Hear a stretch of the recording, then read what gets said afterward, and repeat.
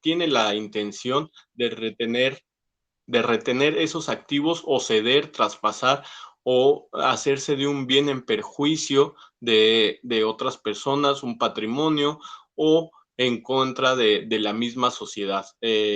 Hablábamos el día de ayer, por ejemplo, el delito del narcotráfico, que es un negocio redondo, el cual presenta un daño a la sociedad, presenta un daño en perjuicio a la salud. Es un negocio totalmente redondo con diferentes aristas, las cuales se ven en perjuicio como bienes jurídicos tutelados dentro contemplados dentro de nuestro Código Penal. De esta manera definimos el delito financiero como aquel que intenta generar un perjuicio en contra del patrimonio, ¿ok? Eh, en esta, en esta diapositiva donde nos quedamos ayer, presentábamos un flujo de información del sistema financiero en virtud a una operación inusual o detección de lavado de dinero dentro del sistema financiero. Tenemos que el sujeto activo es un narcotraficante, el cual intenta introducir capital de dudosa procedencia al sistema financiero con el propósito diverso. Puede ser introducirlo con el propósito de comprar, de vender, de generar más recursos, de tal vez resguardo, tal vez trasladarlo a otro punto sin necesidad de llevarlo en efectivo. Puede ser diferentes servicios de los cuales hacen uso del sistema financiero. El sistema financiero o la institución, al percatarse de la existencia de una operación inusual, va a notificar a través de sus medios electrónicos a la Comisión Nacional Bancaria y de Valores. Esta va a ser la recepción de múltiples operaciones inusuales que cada mes con mes, se reciben por parte de las instituciones financieras. Todas las instituciones financieras, de acuerdo al artículo 115 de la Ley de Instituciones de Crédito, están obligadas a reportar tres tipos de actividades. Las actividades por operaciones inusuales, las operaciones internas preocupantes y las operaciones relevantes. Dentro de esta, todas son importantes, sin embargo, las de mayor constancia o con intenciones de prevenir el lavado de dinero son las operaciones inusuales. Todo aquel, Toda aquella operación que dentro del análisis financiero rompan con esquemas tradicionales o cumplan ciertas tipologías son obligatorias de reporte y generar gestiones internas dentro de la institución para la prevención del lavado de dinero. Ejemplo, si se detecta un flujo de capital inusual que, de acuerdo a la unidad de inteligencia financiera, se denomina como ruta de dinero frontera norte Culiacán, se considera que es una operativa típica inusual, la cual debe ser reportada y cancelada para que este capital no tenga mayor flujo dentro de las instituciones financieras. Posterior a que se reciben este conjunto de operaciones inusuales, la Comisión Nacional Bancaria de Valores tiene la obligación de reportar a las autoridades, de brindar toda esta información a la Secretaría de Hacienda y Crédito Público a través de sus medios de la Unidad de Inteligencia Financiera. Esta información se va a compartir tanto a la Secretaría de Administración Tributaria y a la Fiscalía General de la República en dado caso de que existiera una solicitud de información por el probable delito de la comisión de operaciones de recursos de procedencia ilícita. Este es un flujo de información de institución financiera a las autoridades. Sin embargo, al ser sujetos obligados, también las fiscalías pueden hacer solicitudes de información a través de la Comisión Nacional Bancaria de Valores a las instituciones financieras. ¿Qué quiere decir esto? Que no solo el banco está obligado a reportar, también está obligado a brindar la información necesaria cuando las instituciones de investigación así lo requieran. Un ejemplo, si existe una investigación en contra de alguno digamos un ejemplo,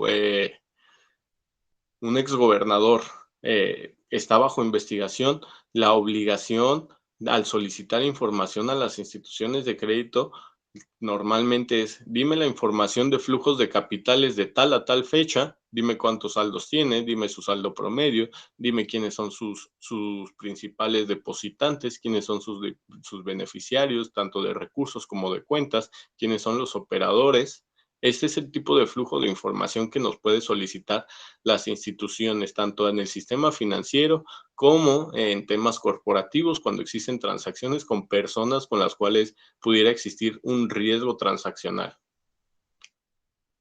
El día de ayer les encargué o hicimos un breve esquema de lo que es el conocimiento del cliente, un KYC. El KYC es un término americano que hace referencia al Know Your Customer, conocimiento del cliente, más o menos para empezar a poderles aplicar un poco del tema de perfilación. Sí, maestro Jonathan, si pudiéramos regresar un poquito a esa diapositiva, es donde se encuentra Emma Coronel. Ok. Tenemos al compañero Carlos. El día de ayer quedamos en que nos iban a hacer una breve reseña de su KYC, del Know Your Customer, para empezar a perfilarlos como se haría dentro de una institución o en un sistema corporativo con identificación con fines transaccionales. ¿Crees que nos pudiera apoyar leyendo en voz alta para compartir su KYC, por favor? Es una actividad que no realicé, profe. Ok, la compañera Fernanda lo tendrá.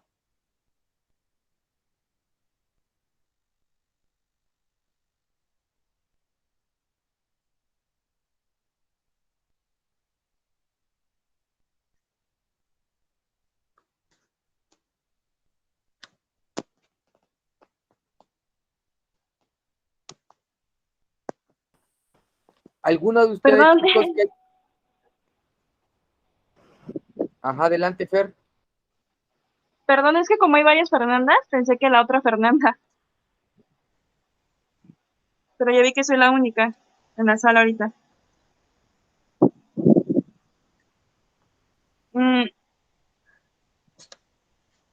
Es sobre Emma Coronel, ¿cierto?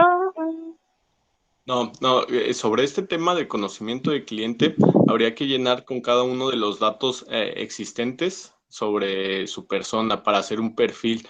Recordemos que debemos de perfilar a la persona más o menos como lo realiza un perfil criminológico, aportando todos los datos de conocimiento de actividades, fecha de nacimiento, lugar de nacimiento, radicación, algunos datos, ya que les voy a ir explicando sobre su conocimiento del cliente, un perfil de riesgo, qué tanto riesgo pudieran representar o no en base a su actividad, perfil económico y cómo esto afecta o beneficia una finanza sana.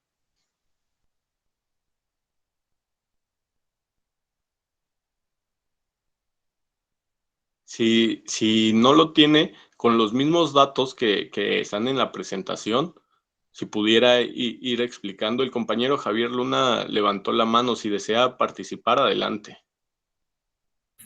Sí, profe, yo le nombre es Javier Luna Rodríguez, en RFC es LURJ 990413 CL6. El domicilio es de La Rosa, número 36, aquí en Casablanca. La fecha de nacimiento es el 13 de abril del 99, con la edad de 23 años. Nacionalidad le puse que es México, y radico en Puebla.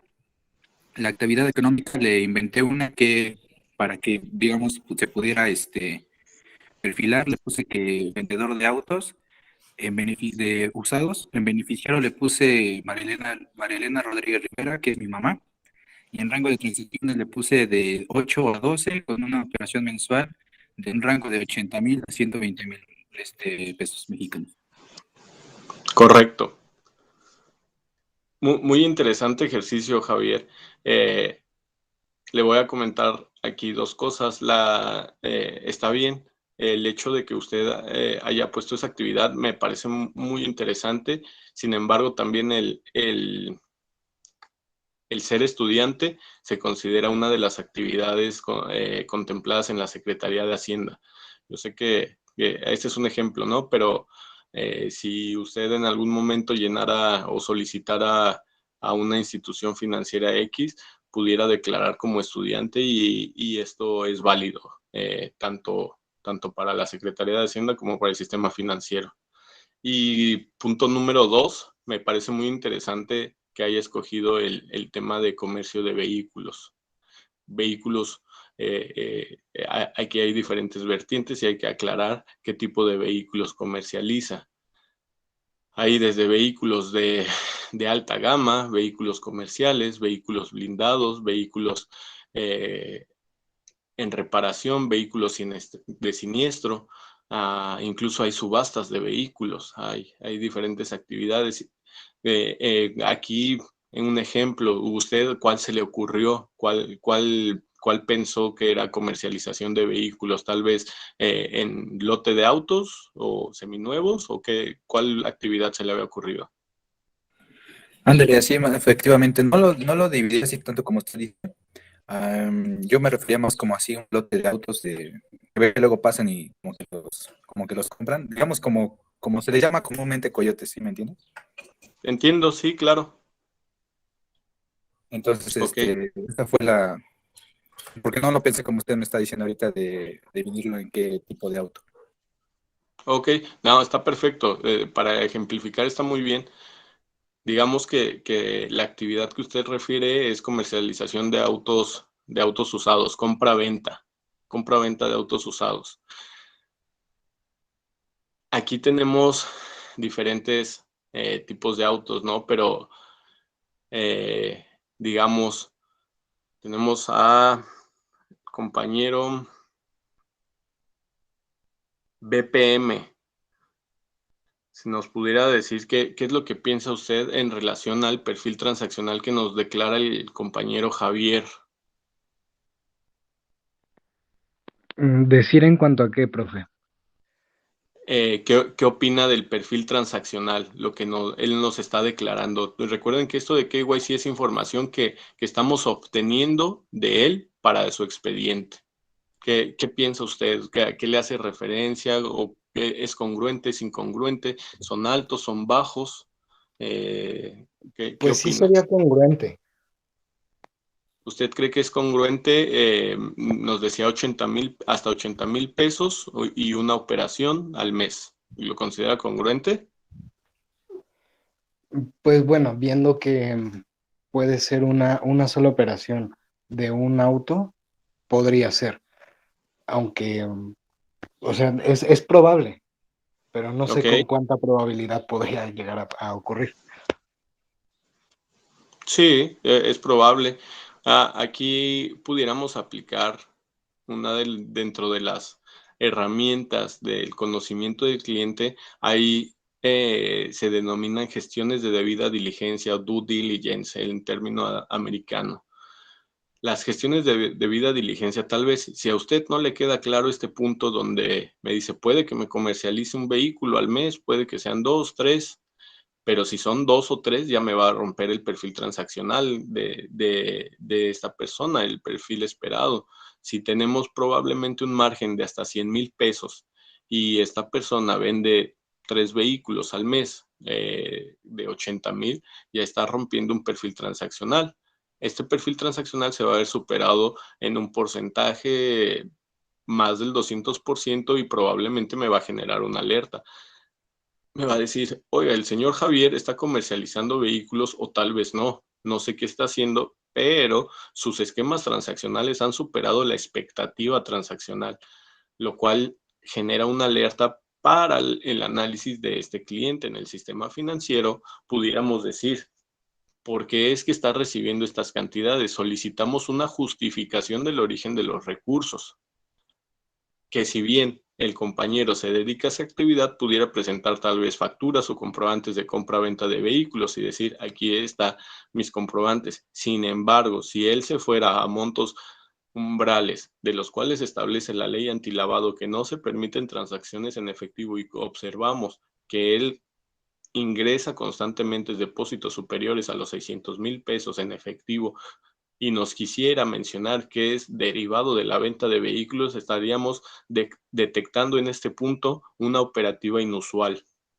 una operación totalmente inusual que necesitaría ser cuestionable y reportable a la autoridad. Compañero Manuel Cepeda, ¿qué opina usted de la temática de la operación inusual en referente compañero BPM nos levanta la mano? Sí, adelante. Perdón, profe, aquí nada más para poder entender un poquito y cuadrar esto que comenta. Sí, En teoría tendría que cuadrar las operaciones con una cantidad de ingresos, pues vaya, coherente, ¿no? O sea, correcto. bueno, como en este caso del compañero que comentamos de los 80,000 pesos. O sea, puede ser que tenga una venta de una Homer, ¿no? Por decir, ¿no? Pero ya, como Sí, usted dice, si pasa ese rango de 600,000, pues evidentemente de un solo auto, pues sí, sería totalmente incongruente. Nada más sí. sería como para darnos cuenta del foquito rojo. Sí, mire, normalmente cuando existen estas operaciones de alertamientos transaccionales, se tiene que ya realizar un análisis tanto del perfil de la persona como el análisis transaccional, realizar un balance. Probablemente tengamos una operación, como usted dice, vendió una Homer de lujo que su valor comercial se asienta a tal vez los 900,000 pesos en mercado.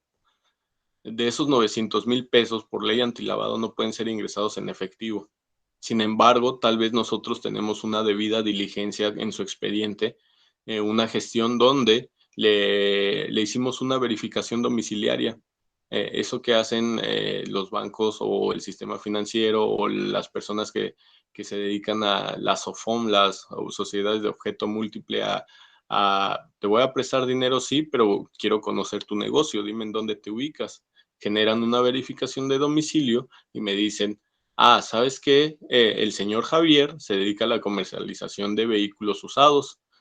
Tiene un domicilio comercial en avenida tal y su local comercial mide 200 metros y en él alberga alrededor de 10 vehículos, entre ellos de gama alta y baja. Se aprecia un rótulo donde menciona Automóviles Javier, en el cual vemos que presentan características comerciales. Esto genera mayor confianza y mayor sentido positivo a la finanza sana, porque nosotros tenemos el conocimiento de que la persona nos presentó información congruente en relación o en función a su actividad económica, aunado a que probablemente en su expediente adjuntamos una cédula de identificación fiscal donde nos declara la actividad ante la Secretaría de Hacienda que se dedica a la comercialización de vehículos. Esto es totalmente congruente. Si observamos un rango transaccional de operaciones locales, pudiera ser congruente. Nos comenta el compañero Javier que él radica en Puebla. Imaginemos que su negocio está también en Puebla. Si los depósitos, él declara vender vehículos en Puebla, ¿no? Imaginemos que los depósitos se están ejecutando en el estado de Sonora, en la zona fronteriza de Sonora. Depósitos por 99,000 pesos. Y se retiran al día siguiente mediante cheques negociados en efectivo en la frontera con Belice. Probablemente los 99,000 pesos todavía sean considerados congruentes dentro de su perfil transaccional, pero ¿considera usted esto, compañero BPM, una operación de riesgo o no, a pesar de que todavía pudieran estar muy cercanos a su perfil transaccional? Sí, sí sería entonces un poco más de riesgo, ¿no? Porque ¿Qué sería más... asociaría usted el riesgo? ¿Cómo? ¿A qué asociaría usted el riesgo? A poder rebasar las operaciones promedio y también el monto. Ok, Aunque aquí en todavía este tiene un ejemplo, rango, en pero podría subir vaya, con una sola transacción que se haga en efectivos, un poco más alta, aunque fuera de 100 pesos, por ejemplo, pero si sube sí, el rango, ya sería de riesgo, ¿cierto? ok. No exactamente, es buena su apreciación, pero no exactamente. Les voy a explicar por qué. Comercialmente, la tendencia de un negocio siempre es creciente. Siempre, a pesar de que nos declaren operaciones de 100,000, la tendencia y lo que todo el mundo quisiera es que su negocio crezca. Probablemente al siguiente mes van a ser 200,000. En el ejemplo que les declaro, que les hago mención, las declaraciones son incongruentes en sentido de que, ¿por qué? Si su negocio está en Puebla, los depósitos se estarían efectuando en Sonora y se estarían retirando en frontera con Belice. ¿A qué asocian ustedes esas geografías, ya que no son congruentes con la zona de operaciones del señor Narcotráfico. Javier? Pudiera ser narcotráfico, pudiera ser trasiego de alguna mercancía, pudiera ser incluso piratería, pudiera ser muchas cosas, incluso traslado de indocumentados. Sin embargo, la incongruencia dentro de la perfilación con las operaciones la encontramos aquí, en si el señor me declara operaciones en Puebla y él vende vehículos en Puebla, ¿por qué recibiría depósitos en Sonora? Y pudiéramos encontrarlo tal vez, que el señor compre vehículos usados de Estados Unidos y los traslade para Puebla. Sin embargo, ¿en dónde se ejecuta el acto mercantil? En Puebla. ¿Dónde tendría que estar recibiendo los depósitos? En el estado de Puebla. Incluso si los trasladara a otro estado, la zona de comercialización que él nos declara es Puebla. Tal vez pudiéramos encontrar operaciones en Tlaxcala, Ciudad de México, la periferia de Puebla, pero de frontera a frontera existe un riesgo operacional geográfico. A pesar de que fueran operaciones dentro de sus rangos transaccionales declarados, encontramos un riesgo geográfico dentro de la operativa. ¿Le queda un poquito claro? Compañero Javier nos levanta la mano. Dígame. Oiga, profe, entonces, suponiendo que fueran pagos más pequeños, divididos entre, no sé, unos 20, ¿eso sería de más alerta o sería de menor alerta? Qué excelente pregunta. Este término se denomina como estructuración. Estructuración es una de las maneras en cómo la persona que desea introducir capital al sistema financiero trata de evadir los montos umbrales. Si yo quiero ingresar 100,000 pesos y tengo un tope transaccional de 10,000, la mayoría de las personas lo que intentan es dividirlo en 10 depósitos de 10,000 hasta formar los 100,000. Pudiéramos creer que con esto evitamos los montos umbrales, sin embargo genera una alerta mayor, ya que al realizar el análisis el monto es total a los 100,000 pesos, sin embargo vemos que este fue fraccionado, genera una alerta mayor y es totalmente de mayor riesgo para las instituciones o para la generación de contrapartes en sistema corporativo. Si nosotros estamos limitados a ciertas transacciones y lo que hacen es evitarnos con el propósito de vulnerar el sistema, vemos aún más riesgo. Este término, anótenlo, se llama estructuración. Teóricamente en algunos libros españoles de lavado de dinero lo denominan como pitufeo. Este pitufeo lo pudimos haber visto mucho en las operaciones de topes transaccionales, de envío de recursos de Estados Unidos para México, al no intentar superar los $10,000 como tope transaccional. Las personas lo que hacían era fragmentar estas cantidades fuertes para hacer envíos más pequeños y concentrar en personas de la Ciudad de México quienes ya retiraban en moneda nacional.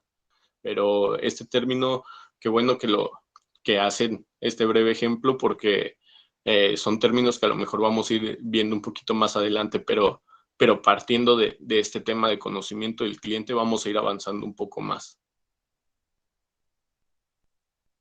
¿Algún otro compañero que haya elaborado o nos aporte en función a este conocimiento del cliente? Alguna actividad puede ser inventada, puede ser actividad de fantasía o alguna actividad relacionada a algún familiar, nos pudiera aportar su perfilación de KYC.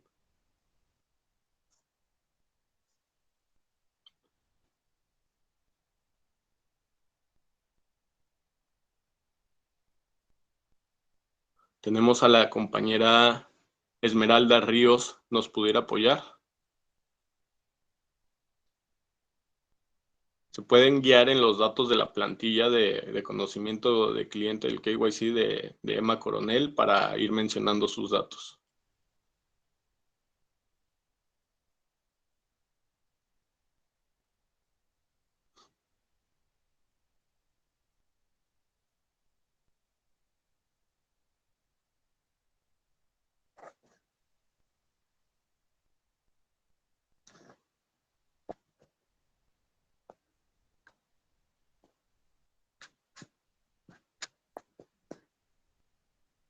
Si no se encuentra la compañera Esmeralda, si nos puede apoyar Manuel Cepeda Medina, por favor. Sí, yo no terminé la clase de ayer, pero más o menos la estoy entendiendo. Aquí Ok, puedo poner de ejemplo, yo vivo acá en Nesa, Estado de México. claro. Aquí hubo un cartel muy famoso llamado el cartel de Nesa. De hecho, hay un libro que fue Lo censurado ubico. por un presidente municipal. Le hablo del año Sí. 2000, más o menos, donde imperaba la venta de droga. Había Sí. en el cartel la líder que le decían la Ma Baker. Ajá. Esta amplió su red en lo que fue Catepec, Nesa, Los Reyes, Iztapalapa, Tepito. Y aquí en un banco, es Banamex, de aquí Villada y Chimalhuacán, llegó a tener una cuenta bancaria, su brazo derecho, por 288 millones de pesos, en el cual Ok. pues, quien les hacía todo el papeleo, la documentación para disfrazar de alguna manera con negocios el dinero, pues era el gerente del banco. No nomás Sí. también estaba un banco, bueno, uno de Bancomer también y otro también. Y tenían también cuentas en Chalco. De ahí Ok. a lo que me refiero es que ellos, usted lo veía, eran gente muy sencilla, inclusive también traían carros sencillos, un Spirit, un Bochito, cuestiones así, pero empezaron a crecer y es donde se empieza a dar cuenta ya las autoridades. Compran la arena Nezahualcóyotl, que está ahí en la Carmelo, y empezaron a comprar negocios. De esa manera quisieron tapar todo lo que tenían de dinero. Y eso es hablando nomás de una persona, porque de hecho la líder tenía mucho más dinero, ¿no? Sus casas Sí, de entiendo. ya tenían varios negocios donde pues, ahí entraba el lavado de dinero. Como le Ok, digo, la vamos arena. a comentarlo. Me dice que esta persona conoce su nombre. ¿Cómo se llamaba? Se apellida Buendía. Ya Ok, la verdad, no tengo el libro aquí a la mano, pero no se preocupe. Nada más para complementar este ejercicio de conocimiento del cliente. Digamos que el nombre es María Buendía, un supuesto. Su RFC o algún estimado MR, ¿de qué año cree que usted que sea de nacimiento? pues más o menos como del 70, más o menos. Establezcamos que nació en el 70. El domicilio, ¿en dónde se ubica o aproximadamente? Poniente 25 y Álamos. Ok, Poniente 25 y Álamos. ¿Qué nacionalidad tiene esta persona? Del Distrito Federal, Digamos que es mexicano radicado en Ciudad de México. en Ciudad de México. Ajá. Ok. ¿Qué actividad económica tiene esta persona? De hecho, no se veía así que se dedicara a algo, ¿no? Nada más era de bajo perfil y se dedicaba a la venta de droga.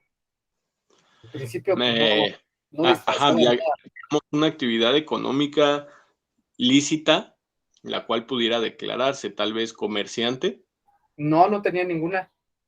ninguna actividad. No. Probablemente, a lo mejor no la conocemos, pero para el sistema financiero debe haber sido ingresada con una actividad lícita para contratar sus cuentas. Supongamos que declaró ser comerciante, ¿no? Comerciante de artículos diversos para establecer un perfil. Sí, yo creo que sí, eso fue lo que haría el gerente del banco. Sí, porque era mucho Probablemente. dinero lo que manejaba. Sí, probablemente. Ayer les mencionaba, no sé si lo recuerden, que los sujetos obligados en el sistema financiero tienen la obligación de reportar 3 tipos de actividades: operaciones inusuales, operaciones internas preocupantes y operaciones relevantes. Lo más probable es que, además de las operaciones inusuales y operaciones relevantes, aquí esté un supuesto de operación interna preocupante, dado lo que menciona el compañero de la intervención de un gerente de una sucursal para apoyar en el ocultamiento del capital, constituiría una operación interna preocupante. Sí, mira, aquí tengo el nombre, se llama Delia Patricia Buendía Gutiérrez, alias la Ok. Mala Mujer. Ok, perfecto. Digamos que, ¿cuál fue su máximo grado de estudios? ¿Lo conocerá o sabrá así a grandes rasgos? De lo que leí, llegó a secundaria nada más. Ok, secundaria.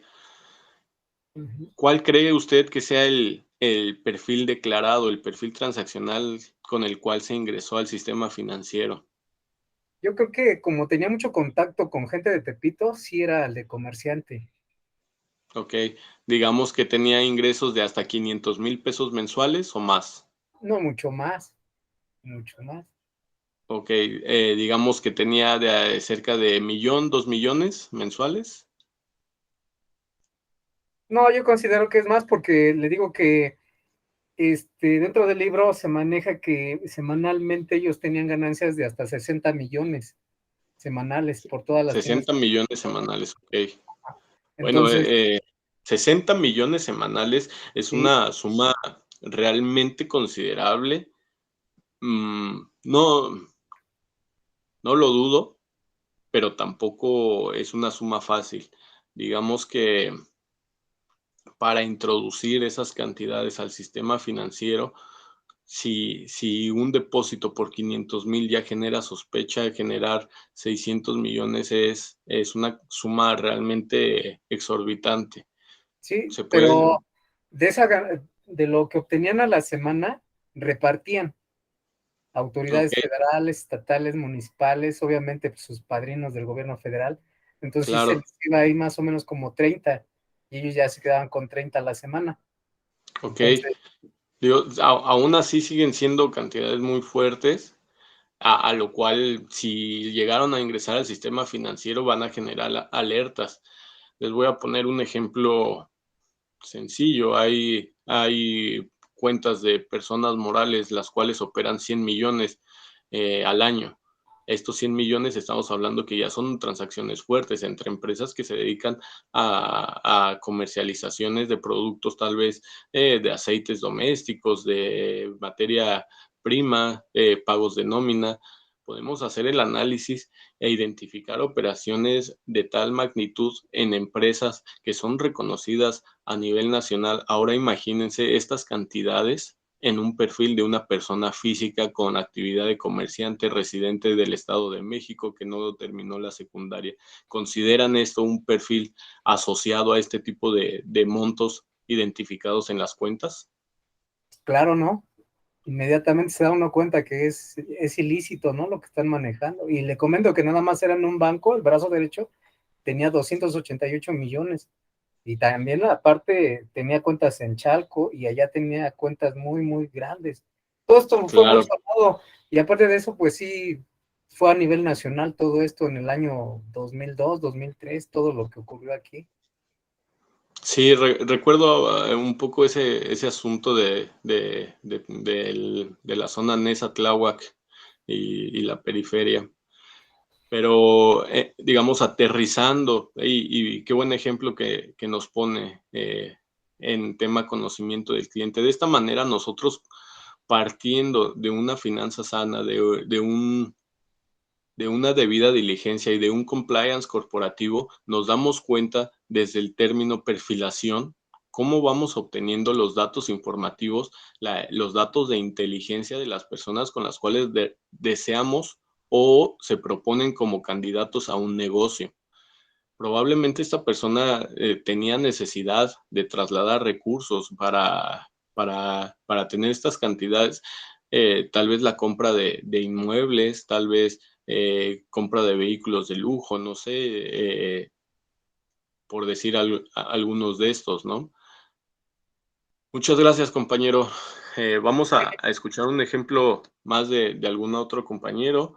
Tenemos a la compañera Aurora, si nos pudiera apoyar de igual manera con un ejemplo, o si nos quiere leer el suyo o de algún familiar o lo que sea, pero para tratar de entender un poquito más este tema de conocimiento del cliente.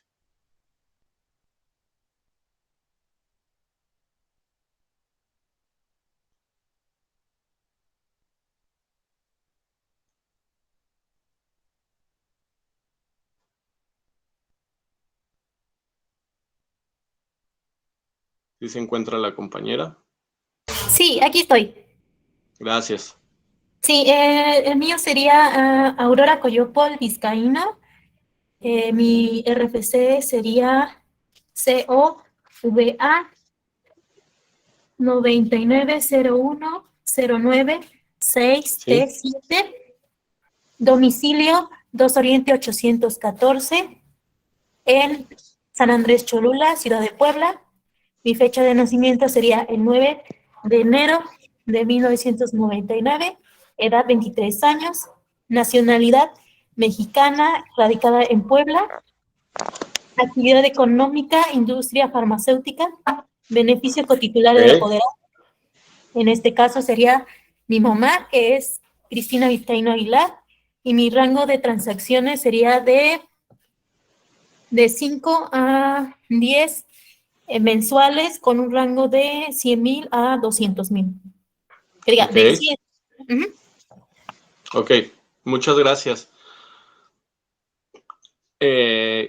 Vamos a hacer, digamos, este ejercicio como si no, usted, suponiendo sea, vamos a jugar con la magnitud de las operaciones y con su actividad económica.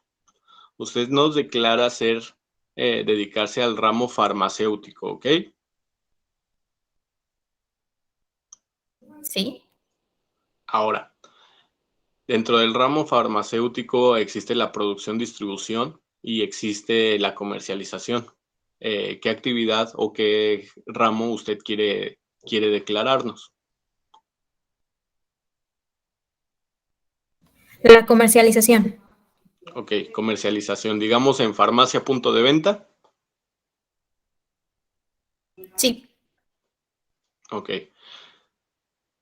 ¿A cuánto usted estima que puede llegar a ser el ingreso de una farmacia en punto de venta?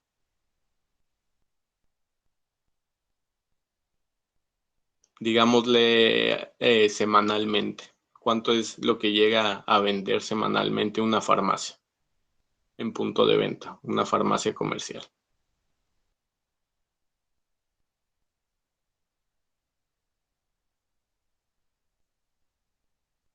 Eso sí tengo cierta duda. Usted mencione tal vez una cantidad a su experiencia o lo que usted crea que puede llegar a vender una farmacia.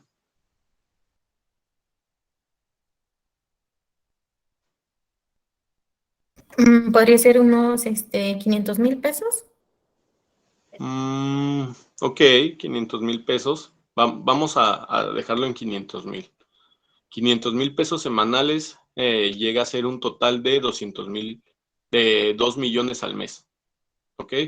2 millones al mes que si nosotros analizamos transaccionalmente tendríamos que ubicar que tal vez es una farmacia de muy buen posicionamiento, que probablemente es una franquicia de una cadena grande, que debe de tener pagos de consumos de ciertas transacciones asociadas al análisis de esta actividad económica.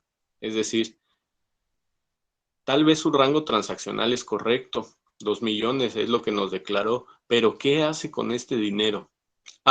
El dinero se va a pagos de uso de tal vez a farmacias similares o a farmacias que hay por el uso de la marca.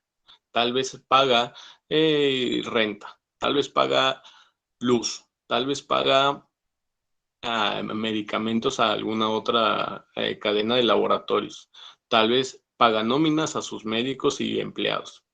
Aquí tenemos un uso congruente de transacciones que pudieran ser consideradas elevadas. Tenemos hasta 2 millones mensuales. 2 millones mensuales nos pudiera dar un total de 24 millones al año, y que pudiéramos decir 24 millones al año es una cantidad elevada. Pero cuando asociamos a un análisis financiero de lo que está haciendo con este recurso y con su recepción, tenemos que tiene ventas con tarjeta, tiene pagos en efectivo, tiene pagos con vales, tiene pagos de diversas otras maneras de las cuales pudiéramos obtener, si bien tal vez un riesgo financiero, este riesgo se ve atenuado por el uso del recurso congruente, es decir, todo el capital que está ingresando por la venta de medicamentos está yendo a una reinversión, a una reestructuración o a un crecimiento del negocio. Podemos apreciar aquí un flujo de capital congruente, ¿ok? A diferencia del ejemplo que nos ponía el compañero Manuel. Nos decía, era una persona que se dedicaba supuestamente al comercio, pero más bien lo que veíamos era una acumulación de recursos de hasta 280 millones, los cuales no se explicaban el origen de los fondos. Suena muy incongruente, sin embargo, al ser capital provenientes de actividades ilícitas, entre el perfil del cliente, el cual nosotros tenemos por los datos recabados, el análisis financiero y las investigaciones propias de las instituciones o corporativas, tenemos discrepancias entre el conocimiento del cliente y el análisis transaccional. ¿Ok? Muchas gracias, compañera. Fue muy bueno su ejemplo. ¿Hasta aquí hay alguna duda con este tema de conocimiento del cliente?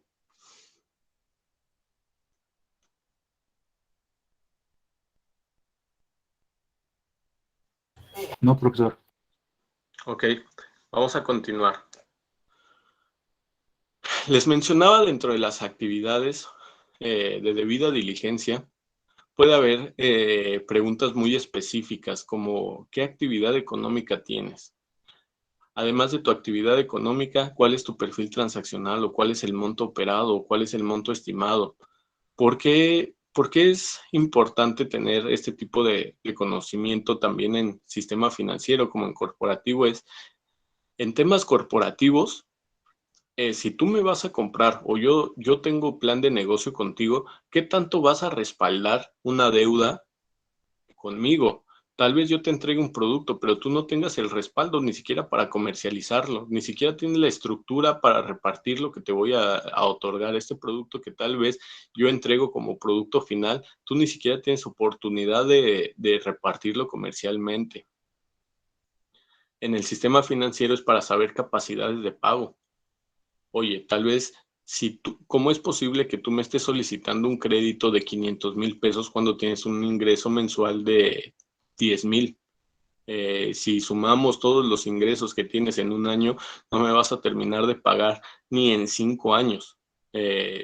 Definitivamente, si tú tienes un ingreso de 10,000, probablemente tienes más gastos que no permitan que tengas liquidez para el pago de deuda.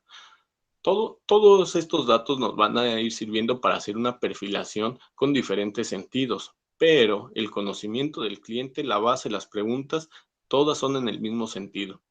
¿Ok? ¿Hay alguien más que quiera aportar asociado a este tema de conocimiento del cliente o seguimos avanzando?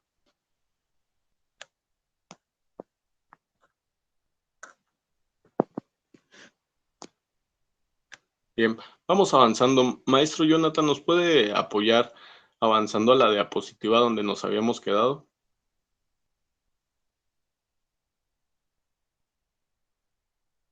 Una posterior. Una más. Bien, me parece que esa la platicamos ayer.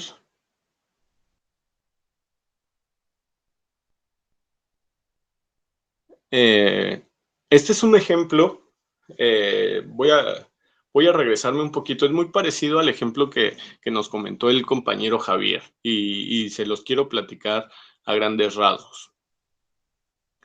¿Cómo podríamos identificar operaciones de riesgo en la comercialización de vehículos? Número 1, la comercialización de vehículos es considerada una actividad vulnerable de acuerdo a los listados de la Secretaría de Hacienda y Crédito Público. Las actividades vulnerables son actividades las cuales tienen especial atención en la detección de operaciones con recursos de procedencia ilícita, dado que facilitan el trasiego o traslado de cantidades de mayor cuantía sin ser detectadas de forma fácil. Vamos a hablar que en el sistema económico existen instrumentos monetarios, es decir, históricamente el comercio se ha establecido que provenía del intercambio, del trueque. Conforme fueron avanzando las épocas, se establecieron instrumentos de cambio que pudiera ser el papel moneda, pudieran ser metales preciosos, monedas hechas con metales. Cada vez que vamos avanzando se establece y las normativas financieras nos dictan que cada vez hay más instrumentos monetarios. Al día de hoy pudiéramos tener que incluso existen las criptomonedas, que son monedas virtuales, monedas que pueden servir como tasa de cambio, que pueden servir para el traslado de activos, que pueden servir como elemento de activo de compra. Tenemos también como instrumento monetario el dinero en efectivo. Tenemos como instrumento monetario las transferencias electrónicas, que es, si bien un instrumento, estas solo son de intercambio de información bancaria. Yo te envío, tú recibes.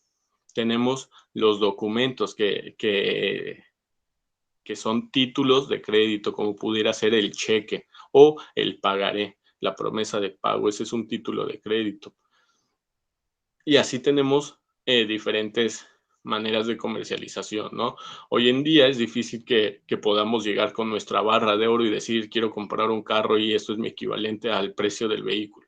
Sin embargo, podemos decir, quiero comprar un vehículo, tengo mi dinero en el banco, entonces le voy a emitir a usted una transferencia o cheque por el valor del cual me está vendiendo usted este vehículo.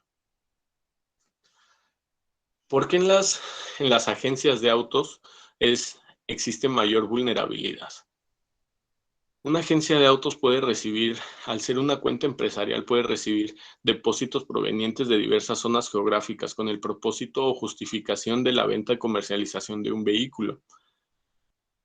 Tenemos que los vehículos comerciales, desde los más económicos en el mercado, parten casi de los 250,000 pesos y llegan a tener digamos, Toyota. Toyota llega a tener vehículos hasta con valor de 3.5 millones en precios comerciales, ¿no? Hablando de pesos moneda nacional. Si nos vamos a vehículos de alta gama, podemos ver que sus valores se incrementan, ya sea BMW, Mercedes-Benz o incluso marcas de élite exclusivas. Podemos ver que hay vehículos de hasta 10 millones de pesos en agencias financieras de alta gama. Estos vehículos necesitan sí o sí ser vendidos bajo ciertas condiciones de regulación económica, como es no superar montos umbrales. Es decir, nadie va a comprar un vehículo de alta gama con dinero en efectivo y llegar con una maleta de dólares en México y decir, aquí está el pago. ¿Por qué? Porque estarían incumpliendo en esta ley antilavado de dinero. No se puede comercializar vehículos principalmente por montos elevados en efectivo. De esta manera se tendría tal vez que pagar si quieren pagar tal vez el enganche en efectivo, sí, pero el resto se necesita realizar por medio de un cheque o transferencia, un instrumento monetario que pueda ser rastreable. ¿Podemos pasar a la siguiente, maestro?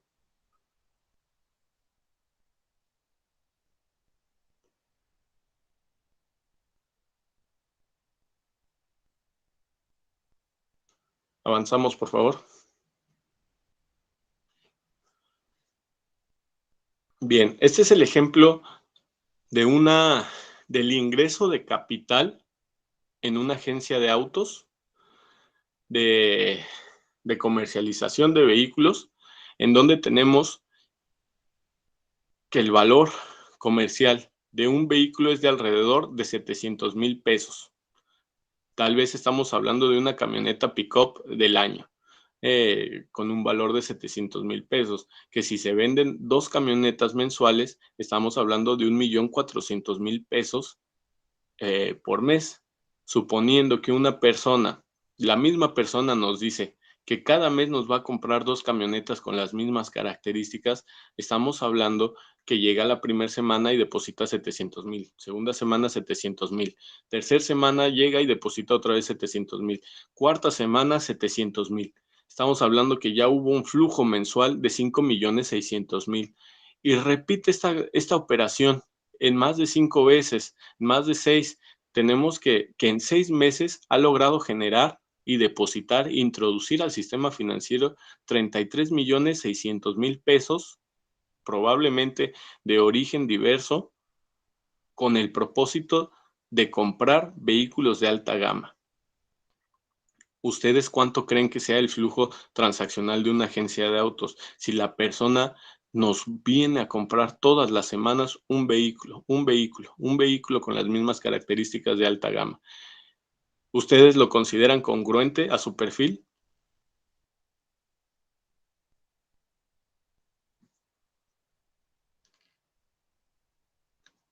Compañero Javier, ¿usted considera congruente el ingreso de estas cantidades de forma constante?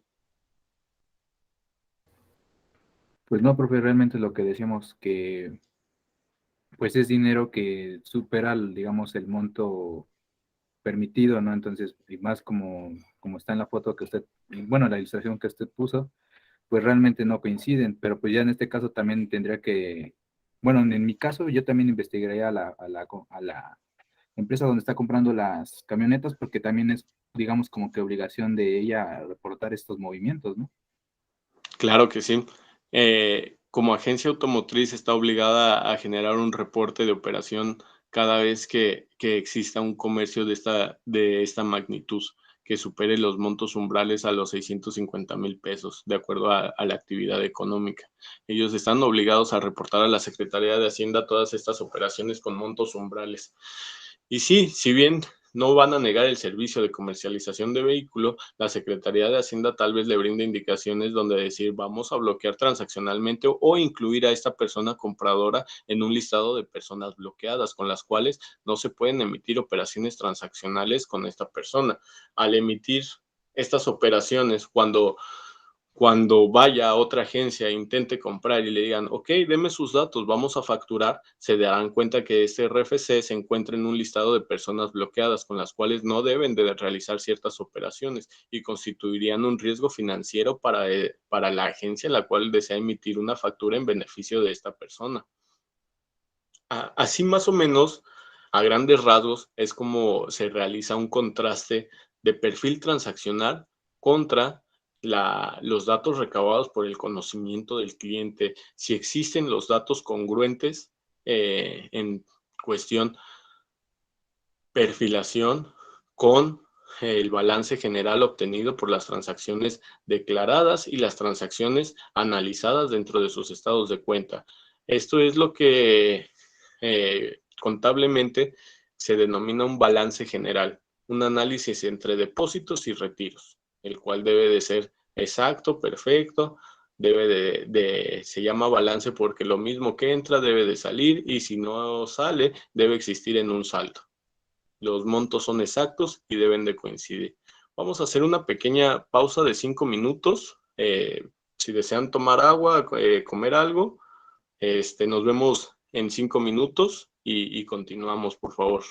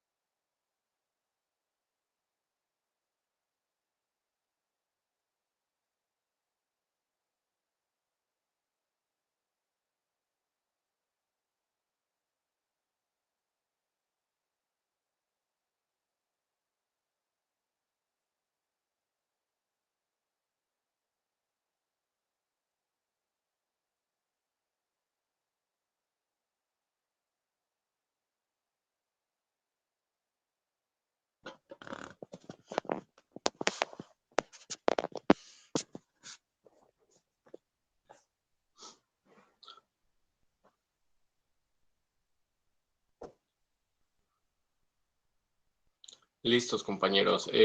Nos encontramos ya en el aula. ¿No quieren esperar un minuto más? Aquí andamos, mi querido Master. Perfecto. Vamos a continuar. Vamos a dar paso a la siguiente diapositiva. ¿Hasta aquí tenemos alguna duda, algún tema en el cual hiciéramos un poquito más de énfasis? Yo sé que tal vez son datos nuevos, los cuales como a veces criminólogos, criminalistas, no tenemos tan presentes o no consideramos. Sin embargo, es un área de oportunidad la cual podemos desarrollar como profesionistas. Quisiera hacer una breve pausa. El tema compliance no nace en México. El tema compliance es la atracción de un tema americano asociado a una cultura de una finanza sana, de un buen comportamiento. Al decir finanzas sanas, estamos hablando desde transacciones de riesgo como un correcto desempeño y flujo de capital. También quisiera hacerles mención que hay diversas organizaciones en el mundo las cuales certifican como especialistas en esta materia, a tal grado de que en España ya existe una especialidad pericial en antilavado de dinero. Es decir, ya hay peritos especialistas en antilavado de dinero, en especialistas en detectar operaciones con recursos de proceder ilícito. Estamos hablando de un campo pericial que no sabemos si en México en algún momento se va a detonar, ya que la cultura de la prevención del riesgo transaccional sigue creciendo. Tenemos relativamente 10 años con el desarrollo de este tema, pero en 10 años se podría decir que estamos adoptando ciertas culturas de otros países. Yo no sé si en algún día va a existir esa especialidad en México, esa especialidad como especialidad pericial. Tenemos que algunas escuelas ya están brindando una especialidad con conocimiento jurídico pericial en temas de identificación de recursos de procedencia ilícita. No se sabe si el día de mañana tal vez sea un campo en el cual el criminólogo, criminalista, el abogado, el contador pudiera desempeñar como un especialista perito en identificación de recursos de procedencia ilícita y tal vez un campo laboral enorme, ya que instituciones financieras, corporativos, firmas contables y todo aquel que analice flujos de capitales o sujetos obligados a reportar, se haga llegar de información o se haga llegar de profesionistas en este tema. Es realmente un tema que, si no lo han pensado, es muy importante, ya que el flujo de capital, los delincuentes lo que buscan es un flujo de capital y lo que busca las instituciones ha sido prevenir el ingreso de estos capitales a lo largo del tiempo. Si hacemos un poquito de conciencia, es un campo jurídico en el cual podemos desempeñar una área de profesión, la cual podemos desarrollar como especialistas en este tema y no sabemos, ¿no?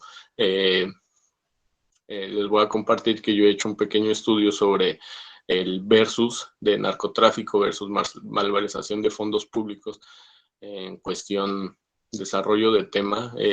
Lo he tratado de ir desarrollando. Próximamente espero hacer una publicación en dicho tema, pero en México, al existir corrupción y ser uno de los países más corruptos, tenemos un flujo de capital del cual debemos a veces prevenir más la malversación de fondos públicos que el énfasis o la cultura que se tiene del narcotráfico.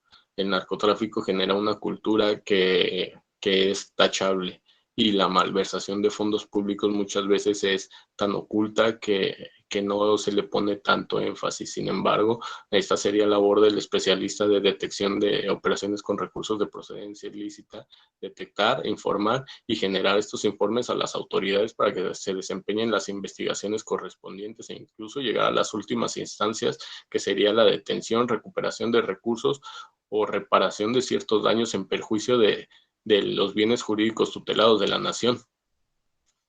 Podemos seguir avanzando, maestro, si pasamos a la siguiente diapositiva.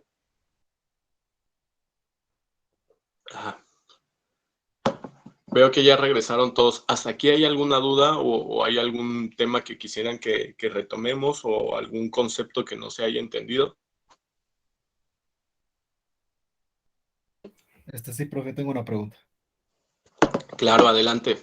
Las operaciones que dice que revisan las empresas eran inusuales, internas preocupantes, ¿y cuál era la tercera?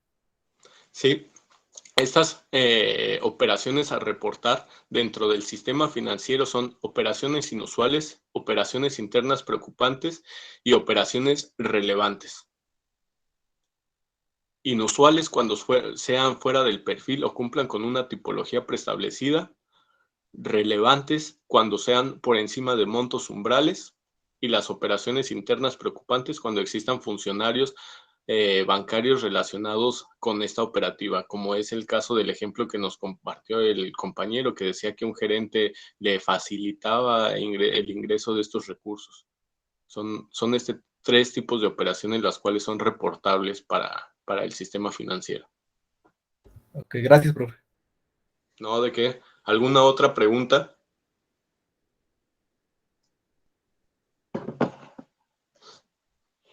¿No? Pues seguimos. En esta diapositiva tenemos la estructura organizacional de un cártel, del cártel de Sinaloa. Pongo este ejemplo, sé que en México ya existen muchos otros cárteles subdivididos en diferentes regiones, pero el cártel de Sinaloa fue tal vez en los años 2000 es uno de los más fuertes y conocidos populares que hubo en México. Tenemos a la cabeza de la estructura a 3 narcotraficantes considerados de los más buscados. Uno de ellos actualmente está detenido, preso en Estados Unidos bajo un convenio de extradición. Se encuentra en prisión de máxima seguridad. Tenemos a otro de ellos, el de la derecha, un socio fundador conocido como Ismael Zambada, el famoso Mayo. Y al centro me parece que tenemos a Palma Salazar, si no mal recuerdo. Normalmente estas organizaciones que se dedican a la comercialización, producción, distribución de estupefacientes, de cualquier elemento que pudiera ser susceptible a la alteración de la salud, anteriormente funcionaban con el trasiego de droga. Es decir, históricamente nos dicen que la cocaína se producía en Colombia. Los narcotraficantes colombianos tenían la necesidad de enviar este producto ¿a dónde? Al mercado más grande, Estados Unidos, donde pudieran pagar con capital de dólares, donde ellos pudieran regresar y esa tasa de cambio les favoreciera. Tal vez la comercialización de este producto en su país no les era benéfico porque tendrían que venderlo a un costo menor. El costo menor les genera menos activos, menos cantidades de flujo de capital. Sin embargo, a mayores riesgos de traslado, mayor ingreso en capital. Muchas de las empresas, incluso con negocios lícitos, en lugar de vender en su zona de residencia, dicen, mejor lo llevo al lugar donde hay más dinero. Ahí voy a ganar más y aunque me cueste el traslado, voy a generar más recursos. Esto es algo de los que les comentaba, que el narcotráfico es una organización estructurada, un negocio ilícito, pero es una organización. Se necesitan diferentes funciones estratégicas para que continúen sus operaciones. La producción, la distribución. Si la droga históricamente, específicamente hablando de la cocaína, se producía en Colombia, ¿cómo creen que llegaba a los Estados Unidos? Bueno, una de las vías era llevarlo por mar hasta México y México hacerlo cruzar de forma terrestre la frontera. El mismo flujo o en flujo inverso tendríamos que ver el capital que ingrese en dólares en la frontera y cómo ver ese flujo transaccional de capitales hasta llegar al pago en Colombia, quienes son los principales productores de esta materia prima, ¿no? Posteriormente al análisis podemos identificar que los cárteles nacionales han comenzado ya no a hacer únicamente el trasiego de estupefacientes, ya también se empezaron a generar y a producir drogas a nivel nacional. Las drogas a nivel nacional van desde marihuana, cocaína, drogas sintéticas, hasta drogas de imitación o de diseñador se le conocen. Algunos de estos también basados en el uso de medicamentos controlados. ¿Alguno de ustedes recuerda el caso de Ye Gong? Fue muy famoso en los años 2000, 2008 tal vez. Era una persona de origen asiático.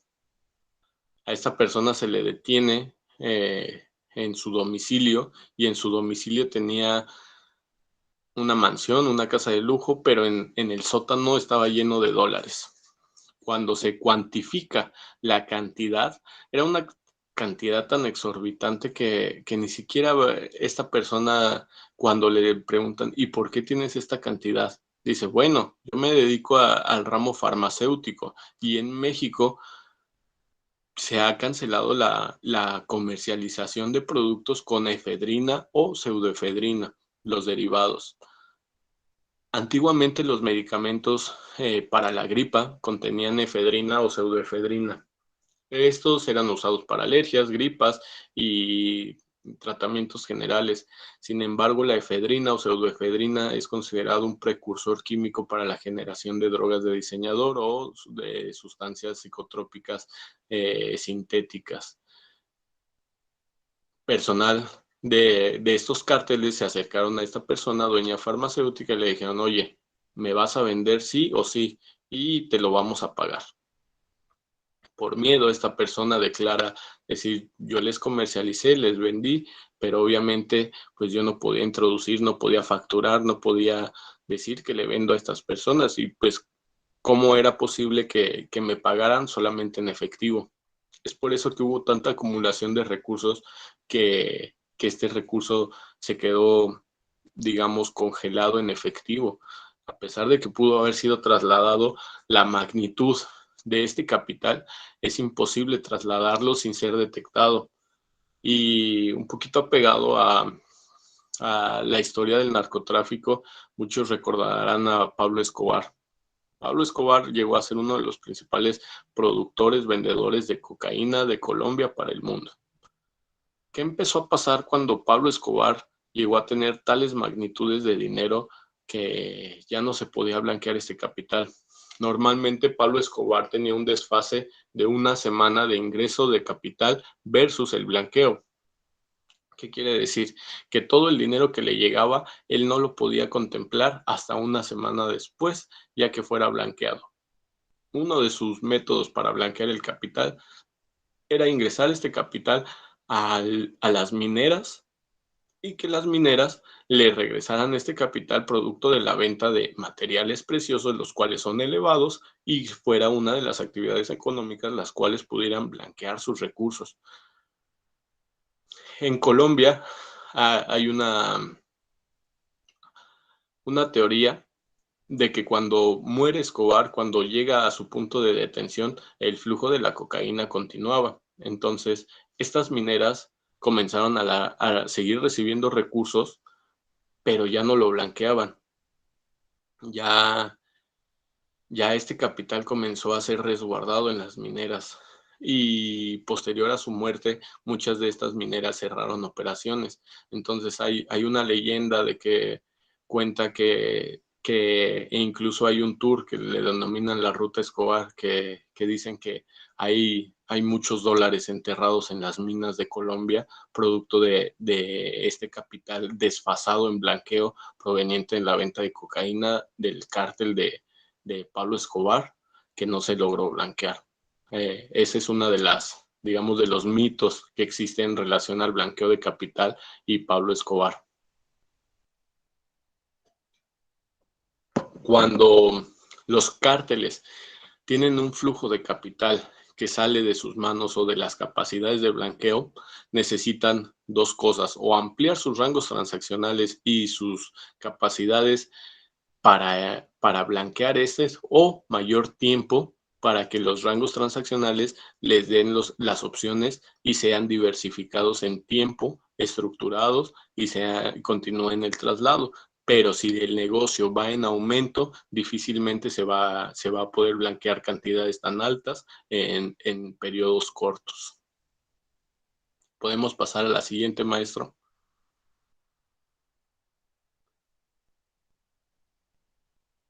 Bien, ¿hasta aquí hay alguna duda? ¿Hay algún comentario relacionado a estos temas? Ah,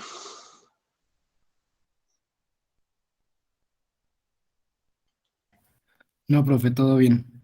Ok, si hay algún término o algún concepto que quisieran aportar o alguna duda, con gusto se les apoya, ¿eh? Recuerden que un especialista en análisis de operaciones con recursos de procedencia ilícita, tenemos que ampliar bastante nuestro conocimiento, no limitarnos, ya que a veces tenemos que... muchas gracias, compañera Aurora. Tenemos que ampliar nuestro conocimiento, ya que tenemos que llegar a análisis contables, análisis geográficos, análisis transaccionales, perfilación, inteligencia, generación de reportes, redacciones. Son temas, herramientas de las cuales nos tenemos que hacer llegar para comprender un poco más este tema, el cual es realmente amplio. Es un tema muy, muy interesante, pero es complejo. Es la verdad un tema que para como especialista lleva muchos años desarrollarlo. Pudiera decirles que a pesar de, yo tengo casi 8 años en el desempeño de esta actividad, hay veces que, que dedicamos días y días para análisis de ciertos patrones de comportamientos en personas físicas, en personas morales. Obviamente las personas morales generan más trabajo, más detalles, implican mayor detenimiento en estos análisis, pero poco a poco vamos desarrollando mayores habilidades y créanme que no es por sonar un poco petulante o arrogante, pero este es un tema que pocas personas en México se los van a poder exponer de esta manera. Hay mucha gente que ahorita ya está egresando de las especialidades de operaciones con recursos de procedencia ilícita, pero no tienen la experiencia, lo han hecho dogmático, han aprendido de lectura, pero personas con experiencia en este tema que combinen el conocimiento jurídico pericial, hay pocas personas. Si tienen alguna duda, traten de aprovecharlos, que este es el momento, digamos, para externar todo lo que puedan, si no se queden con ninguna duda. Tratemos de ir avanzando para que al final a la conclusión de este tema, ustedes tengan al menos el conocimiento mínimo indispensable para el desempeño tal vez algún día de esta actividad o que pudieran tal vez buscar algún empleo o asociarse o asesorar incluso a personas que necesiten generar reportes de operaciones relevantes o un aviso de umbral para la Secretaría de Hacienda, o incluso si ustedes mismos algún día desempeñan una actividad económica, sepan que son sujetos obligados a ciertas actividades de las cuales normativamente son acreedores de sanciones, que si no las hacen pudieran tener una responsabilidad civil o incluso penal. Bien, este es un ejemplo de un análisis de un informe que genera la Unidad de Inteligencia Financiera en un supuesto del 69B. El 69B del Código Fiscal de la Federación nos habla de operaciones inexistentes. Una operación inexistente es aquella que tal vez la podemos observar en facturas, en transacciones, pero no existe el sustento para esta operación. Muchas veces pudieran haber escuchado oye, tengo que hacer mi declaración de impuestos y me falta tal cantidad para llegar a mi devolución. ¿Qué voy a hacer? Pues habla con mi contador, él te puede vender unas facturas. La venta de facturas es un delito. En estos delitos, y ustedes tal vez lo han de haber escuchado, hace poco fue un tema muy, muy sonado en las mañaneras de Andrés Manuel López Obrador, hablaron de las EFOS y las EPOS, las emisoras de facturas apócrifas y los compradores de las facturas. Ambos son acreedores a responsabilidades. Cuando tú ingresas un RFC a estos listados del 69 para saber si tienen o no transacciones, nos pueden dar 3 supuestos. personas a las cuales se les acredita que están en un listado y que no tienen el sustento para realizar operaciones con tales montos, operaciones con facturación que no existen realmente, que se emitieron las facturas, pero que ni siquiera prestan un servicio. Por ejemplo, una de ellas fueron los servicios de contratación, el famoso outsourcing. Tal vez yo, persona moral, que tengo una planilla de 100 empleados, contrato otra empresa para terciarizar un pago. Decir, yo te voy a dar 100,000 pesos, pero la carga fiscal la tienes tú, la carga de impuestos la tienes tú, empresa, la carga de pagos patronales la tienes tú, empresa. Cuando venga una demanda laboral, yo no la voy a tener, la vas a tener tu empresa. Esta empresa, al ser la terciarizadora de pagos, tiene la carga fiscal, la carga de responsabilidades en materia de cumplimiento y la carga de todas las responsabilidades. Cuando existe un problema, una situación jurídica inversa, normalmente estas empresas serán creadas a través de prestanombres.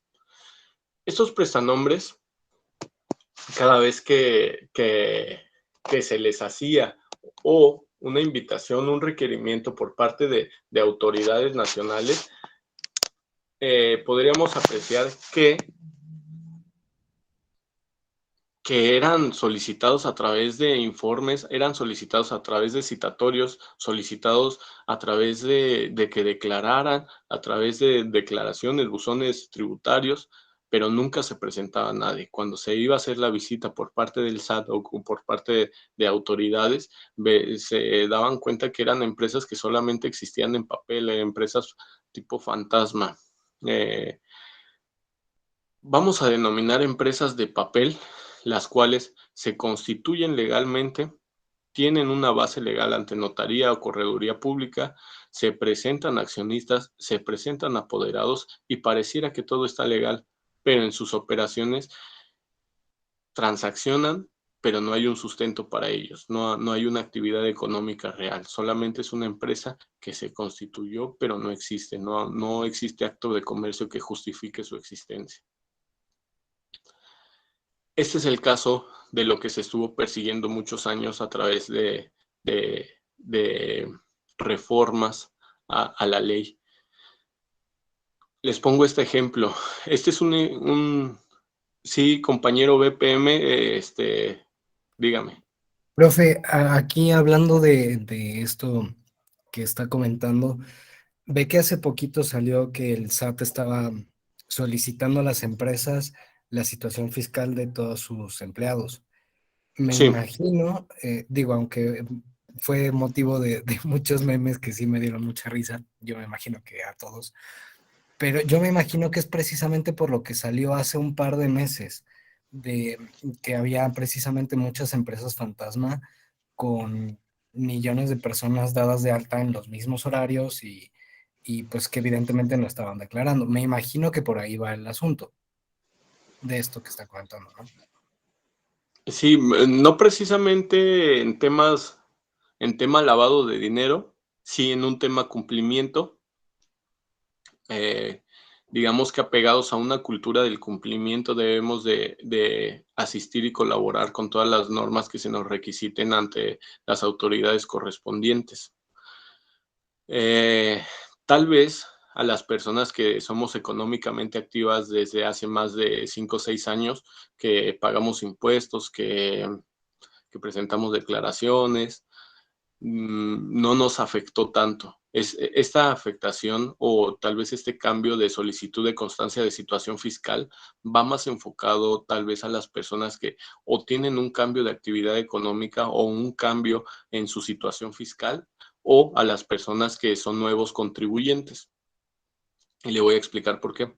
Normalmente las personas que hacemos declaraciones o que tenemos un perfil de declaración o que tenemos ciertas actividades profesionales que tenemos que declarar ante las autoridades o que conocemos de este tema, sabemos que existe un perfil para el SAT, el cual podemos ingresar a través de un buzón tributario, a través de una firma electrónica y por medio de ello generar nuestras constancias de situación fiscal o conocer nuestro estatus de declaración o conocer o presentar nuestras mismas declaraciones. Tal vez por eso entre las personas más jóvenes fueron quienes se vieron un poquito más afectadas, principalmente las personas que tienen sus primeros empleos. Fue motivo de burla tal vez porque decía, empresa, tú quieres dar de alta a un nuevo trabajador, muéstrame que esta persona tiene una constancia de situación fiscal. ¿Con qué propósito? Con el propósito de saber que tú estás pagando impuestos, con el propósito de saber que a esta persona tú le estás haciendo, cuando son trabajadores asalariados, se hace una retención de impuestos calculada por la empresa y se paga este impuesto a la Secretaría de Hacienda. El ISR, ¿no? Exactamente, se hace una retención de ISR. Normalmente al año, si la empresa fue puntual, si pagó todos estos ISRs correspondientes a cada bono de quincena o depósito o generación de pago capital a sus empleados, más o menos por el periodo de marzo a abril, existe un periodo de devolución de impuestos. ¿Qué quiere decir? Que si tu empresa pagó puntualmente, si generaste tal vez un saldo a favor, las autoridades gubernamentales van a decir, tú tienes un excedente, como fuiste una buena persona, has pagado, o incluso presentaste facturas donde me mencionas que con el capital que generabas en tu empresa, tal vez pagaste gastos médicos, te generó una factura, tal vez pagaste servicios, te generó una factura. Todo eso lo ingresaste y dijiste, mi empresa pagó todo esto. Adicional a todo esto, yo pagué todos estos servicios, me generaron un impuesto. Gobierno, yo he pagado más impuesto de lo que me corresponde. Y el gobierno va a decir, ok, ya revisé, es verdad, tú tienes pagos de impuestos por esta cantidad y tu percepción económica es esta, entonces tienes un saldo a favor. Y una vez al año se permite que el gobierno retribuya al contribuyente esos saldos a favor, ese capital excedente. Es más o menos ese enfoque lo que tiene, digamos, el cumplimiento de una finanza sana, el cumplimiento de una normativa, la generación de constancias de situación fiscal, el pago de aportes patronales en temas impuestos y los beneficios que pudiera ser acreedor el trabajador, ¿no? Más o menos esto es, digamos, en un término compliance, en un cumplimiento sano, lo idóneo. Obviamente nos vamos a enfrentar a situaciones donde la empresa dice, ok, este mes yo no pagué, este mes tal vez no pagué IMSS, pero al siguiente sí. Son cosas que llegan a pasar a veces en las empresas que no están dentro de un cumplimiento sano, pero empresas grandes que incluso tienen su departamento de cumplimiento, se encargan de velar y auditar todas estas operaciones para que a final de año tanto la empresa solicite su devolución de impuestos como las personas físicas puedan tener derecho a la misma. ¿Alguna otra duda o si quieren comentar respecto al tema?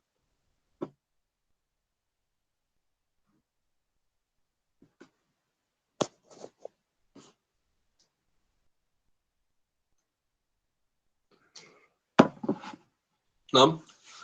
Listo, avanzamos. Bueno, aquí les dividí un informe por parte de la Unidad de Inteligencia Financiera. Hay datos específicos los cuales, como analistas de sistema financiero o analistas de operaciones de recursos de procedencia ilícita, tenemos que tener un énfasis objetivo y un énfasis en términos de investigación muy acertado. Porque tanto un mismo dato de inteligencia nos puede llevar a un sentido positivo como nos pudiera llevar a creer que una empresa opera con capital ilícito o con capital de riesgo. Les voy a poner un ejemplo.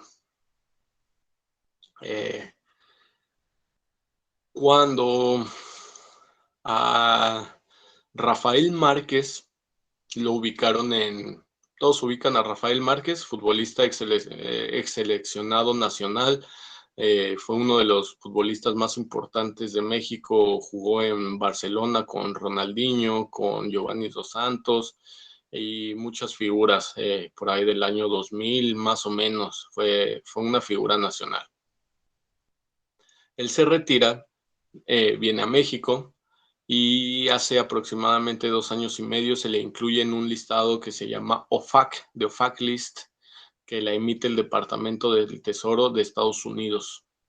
El mismo día que lo publican a él, publican al cantante regional Julián Álvarez.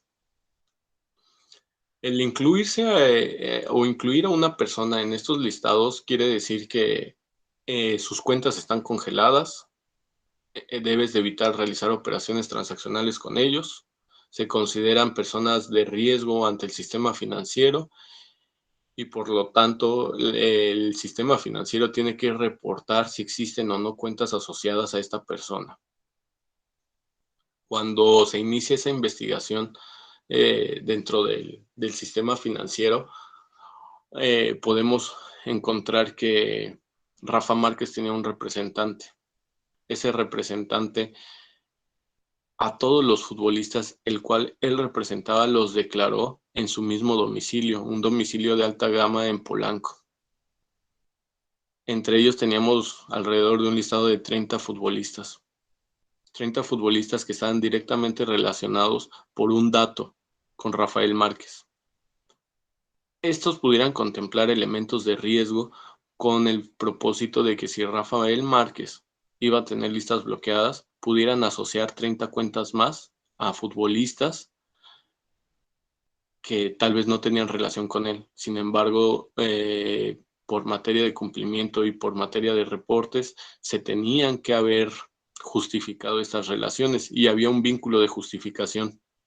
El representante legal, el representante deportivo de todas estas personas era compartido y es muy normal que un representante a lo mejor llegue a darlos de alta, llegue a presentarlos en el banco, llegue a decir, ¿sabes qué? Te van a pagar la nómina de tal equipo, yo me voy a cobrar el 10% de todo tu sueldo, pero yo siempre te voy a representar. Ese vínculo puede ser benéfico o puede ser de riesgo.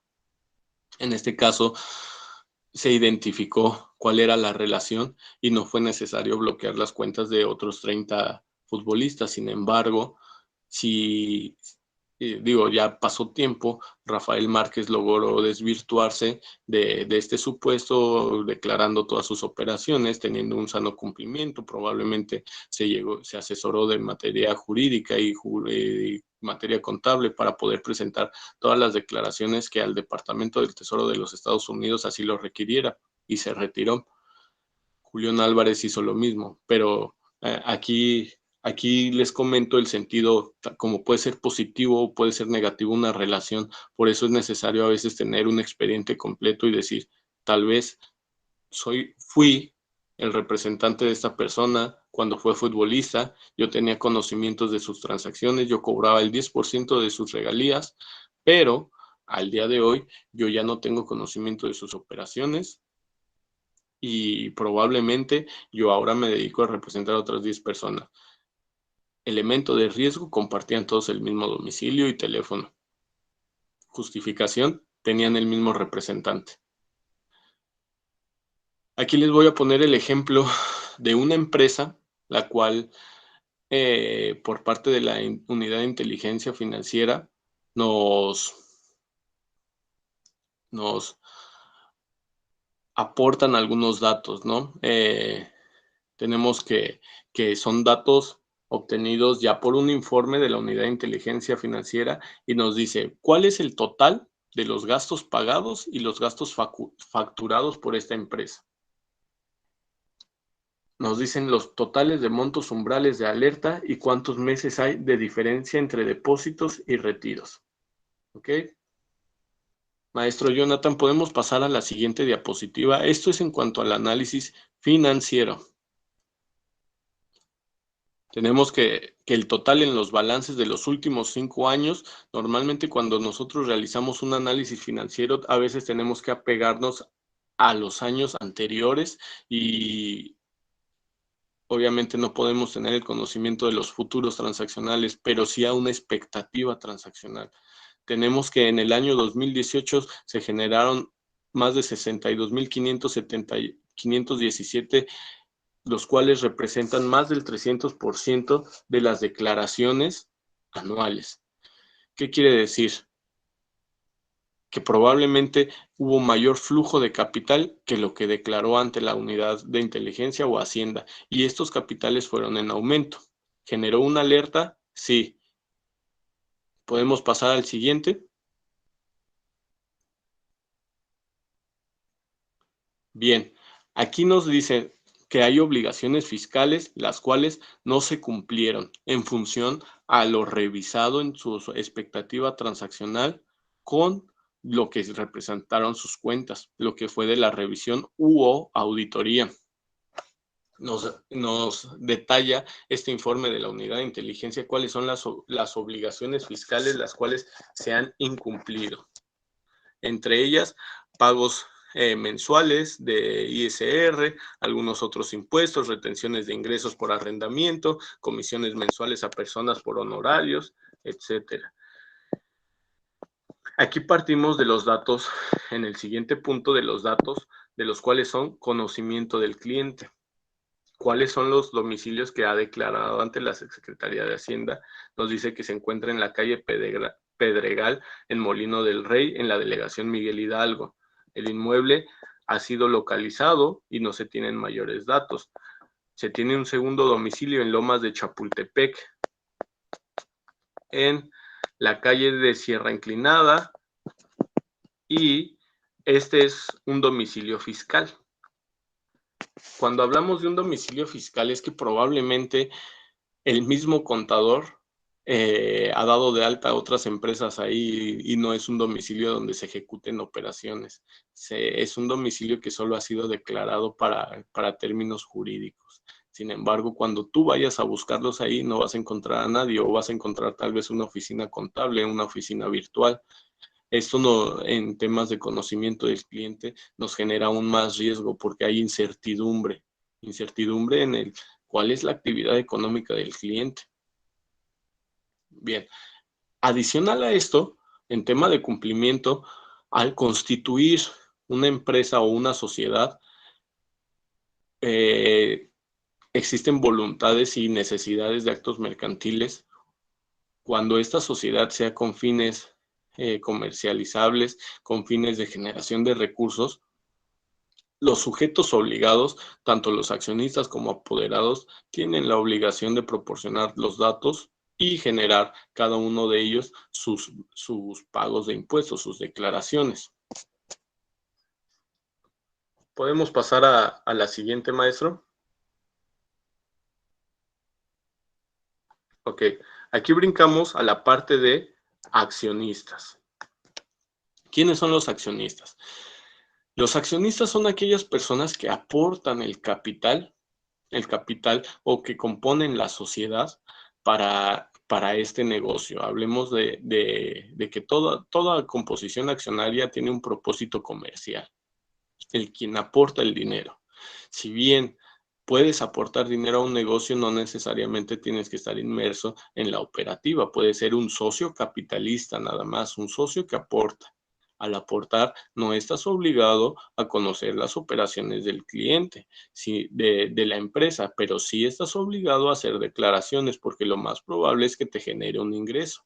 Si esta sociedad genera ingresos, a ti te va a generar también tus respectivos dividendos, los cuales deben de ser declarados.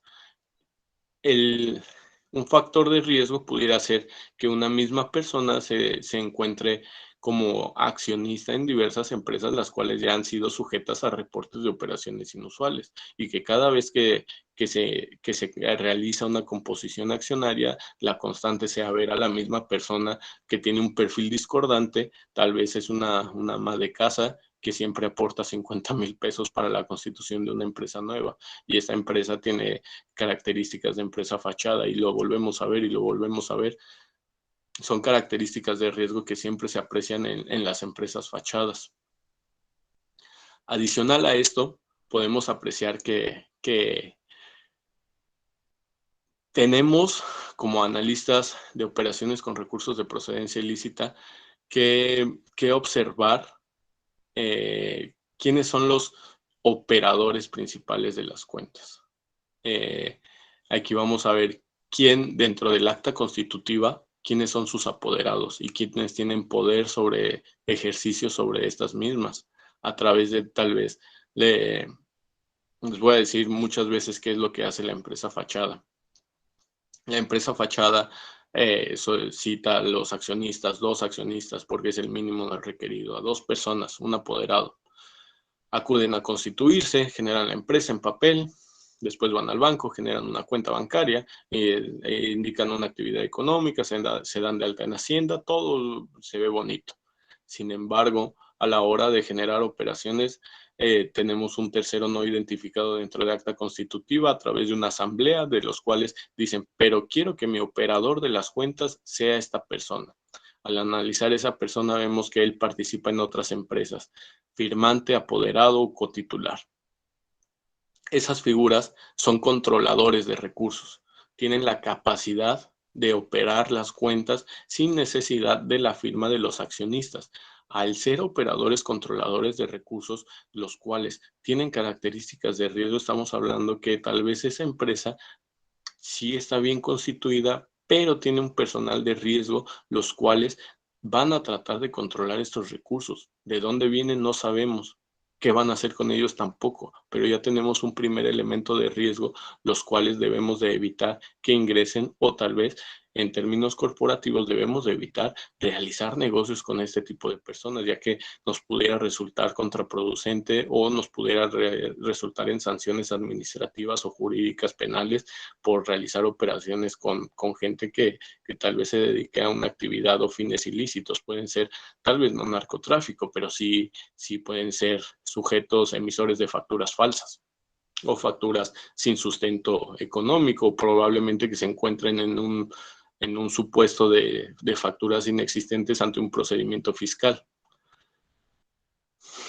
Si bien cuando la Secretaría de Hacienda nos llegara a señalar como un posible operador de facturas falsas, aquí hay 3 supuestos.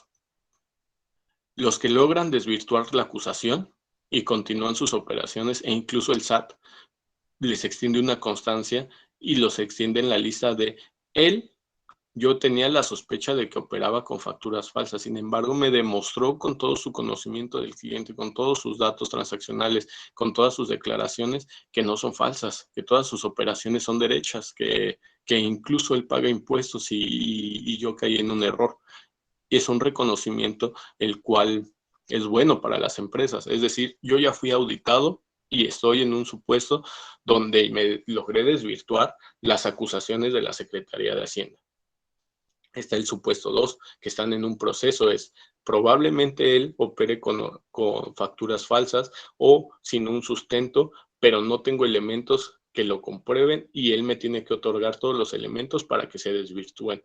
O yo emití el comunicado, fui a buscarlo, no se presentó, no lo localizamos y no tiene intención de desvirtuarlo, probablemente opere con facturas apócrifas y entonces no lo voy a mover de la lista, se llaman sentencias definitivas. Él se encuentra en un listado del 69B definitivo, por lo tanto yo debo de evitar realizar operaciones transaccionales con ese tipo de personas.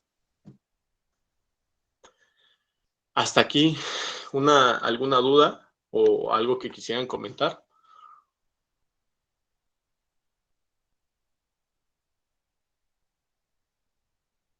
No, profe, todo muy interesante. Aparte de criminológicamente, unas clases de contaduría. Sí, claro, pues les comentaba que realmente para ser un especialista en estos temas hay que llegarnos de conocimiento que probablemente en algún momento ni siquiera nos imaginamos que íbamos a pasar, ¿no? Pudiera decirles que pues en mi tira académica universitaria yo no vi nada de materia de impuestos, pero tal vez al saber que existe un riesgo financiero en dicha materia, tuve que hacer cursos. Por ejemplo, les menciono que hice un curso de delitos financieros en el INACIPE. Este curso que dieron en el INACIPE está más asociado un poco al tema tributario de lo que les comento del 69, las operaciones inexistentes, dado que en México, si hablamos de un delito financiero, en estricto término, pudiera ser cualquier perjuicio al patrimonio. Y hablando de patrimonios, puede ser personas físicas, pueden ser personas morales, puede ser gobierno. Es realmente una gama amplia del cual debemos de aprender.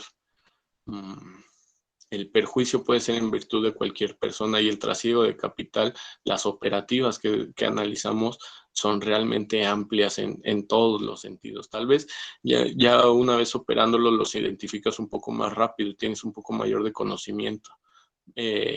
Puedes saber fácilmente desde geografías, más o menos perfiles, te empiezas a dar cuenta de, puede estar asociado a esto, puede estar asociado a tal tema, puede estar relacionado a esto, pero cuando se inicia, nos tenemos que hacer llegar de todo el conocimiento posible e incluso estar al día, a la vanguardia, ya que al ser temas fiscales, hay boletines, hay gaceta, hay información que va saliendo día al día, de la cual nos tenemos que hacer llegar.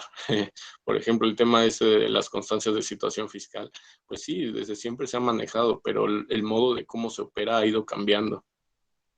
Ha ido cambiando a tal grado de que si nos queremos hacer un experto en cumplimiento financiero, tenemos que conocer la normativa, ¿no? Y si hay una normativa que es nueva, tenemos que leerla, comprenderla y tratar de aterrizarla a nuestra empresa para hacerla una empresa de cumplimiento sano, de que siempre tenga esta cultura del estar a la vanguardia de las normas que emite el gobierno.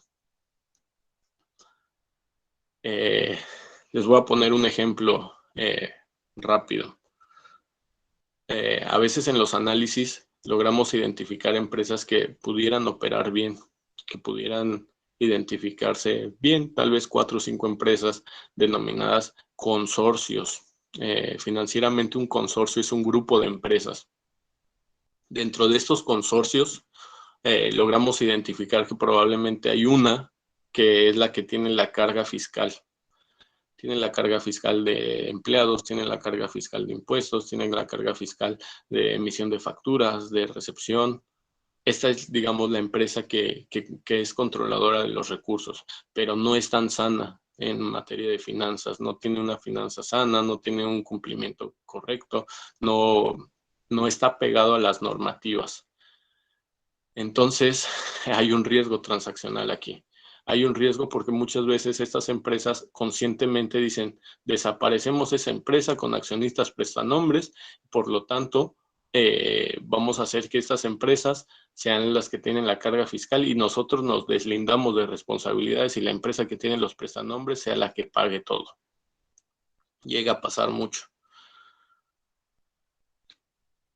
Llega a pasar mucho y es un problema en materia de cumplimiento. Lamentablemente son operativas que a veces contadores se creen que pudieran tener beneficios fiscales, el no pagar ciertos impuestos, el que la carga fiscal la tenga alguien más. ¿Algún aporte que quisieran hacer en este momento?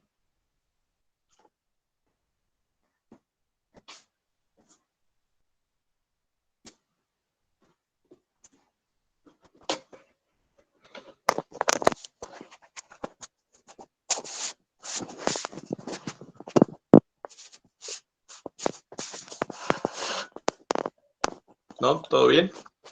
Todo claro, profe. Todo claro. Ok. Nos quedan 10 minutos. Miren, les voy a hacer aleatoriamente 3 preguntas. A ver si hay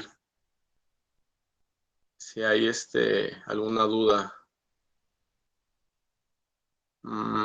Compañera Anaí Martínez Durán, nos pudiera decir, dentro del sistema financiero, ¿cuáles son los 3 tipos de operaciones de riesgo a reportar a las autoridades?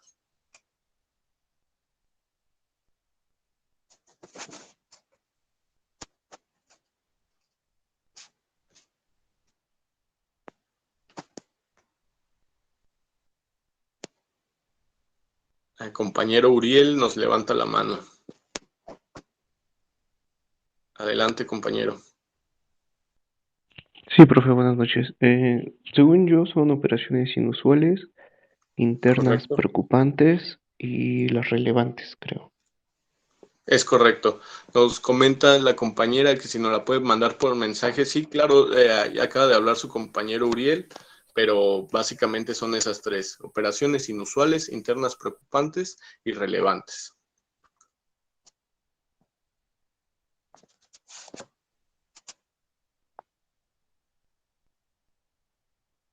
Compañero BPM, hace un momento hice mención de los EFOS y los EPOS. ¿Qué logró entender usted en relación a los EFOS y EPOS? Es la facturación. Ajá, Sí tiene que ver con la facturación, ¿verdad? es correcto, sí. De la compra de facturas, tanto legales como ilegales. Y venta, obviamente. Ok, claro. Para que quede un poquito más claro, les voy a hacer énfasis en este tema, lo vamos a ver más adelante. EFO son los emisores de facturas apócrifas o sin sustento. El EPO es el que opera con estas facturas.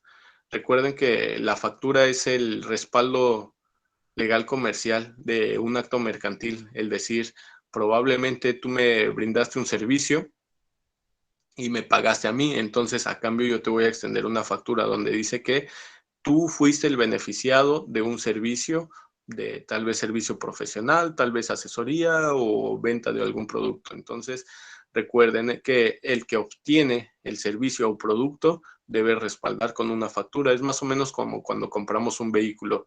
Yo pago para comprar un vehículo, obtengo el vehículo y ¿qué necesito de respaldo? Una factura. Así, y de igual manera, las empresas pueden emitir una factura y el receptor de ese bien o de ese servicio requiere una factura para sustentar. A la manera inversa o digamos maliciosa, el EFO emite una factura que no existe el respaldo ni producto de esa venta y el EPO presenta esas facturas para hacerse beneficiado tal vez de situaciones legales, de beneficios fiscales. ¿Quedó claro? Sí, profe.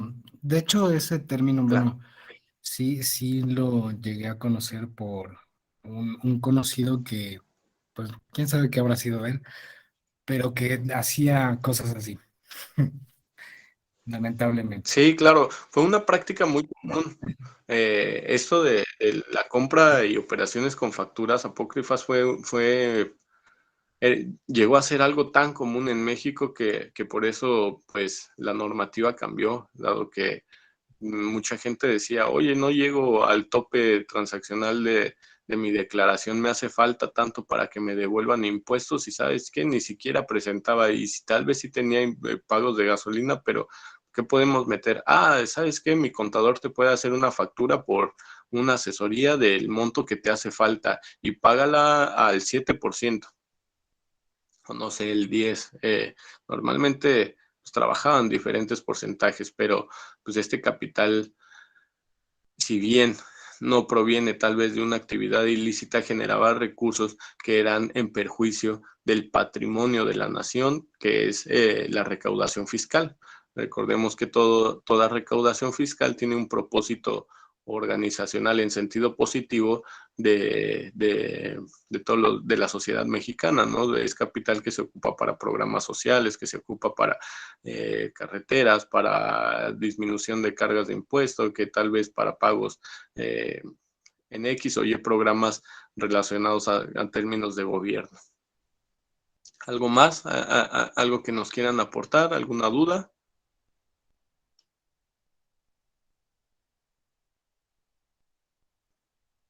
No, profe, todo claro, gracias.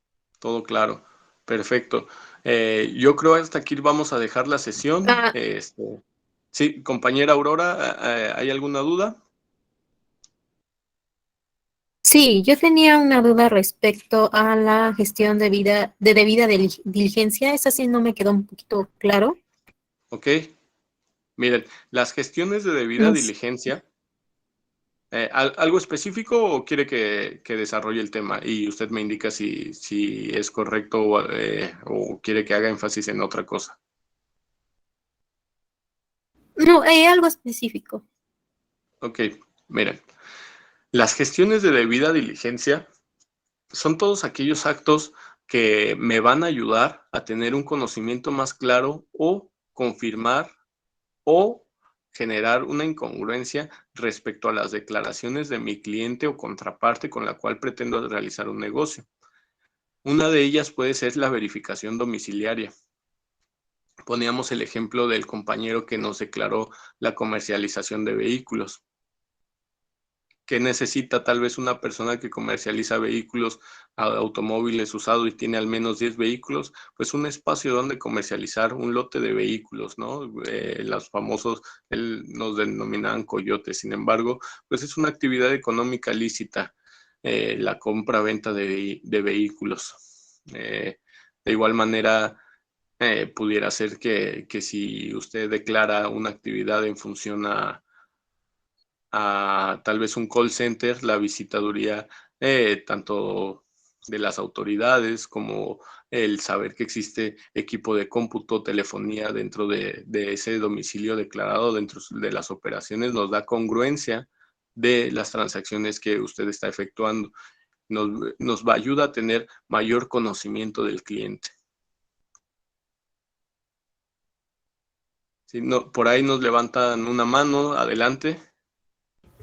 Sí, yo, profe. Por ejemplo, ahí sí yo dijera que soy comerciante, pero los productos que llegan son como luego aparecen pues en los tianguis o así, que son ropa de marca, pero marca pirata, como por ejemplo Adidas o así. Eso ya contaría como una operación ilegal de riesgo. Sí, mire, todo lo que sea, vamos a denominar piratería al uso de una marca cuando no tienes la licencia. Si tú comercializas una marca de la cual no tienes licencia, estaríamos incurriendo tal vez en un delito de autoría.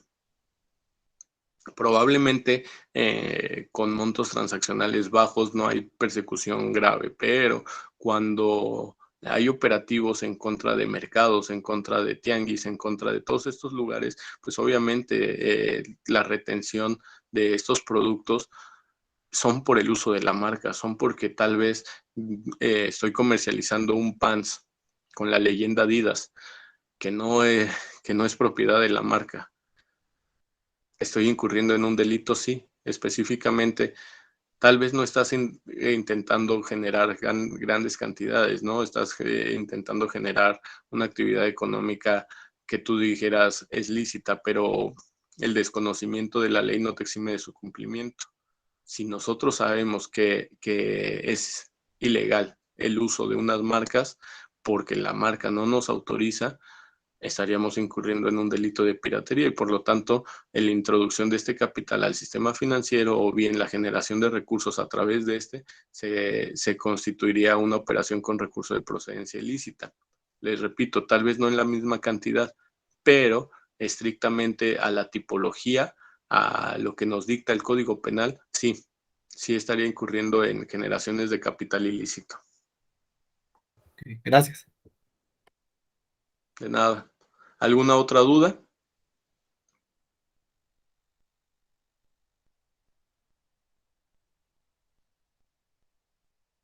Perfecto. Yo creo que hasta aquí nos quedamos. Creo que avanzamos bien esta clase. La siguiente, hasta aquí vamos, nos quedamos en el informe de la UIF, de la Unidad de Inteligencia Financiera.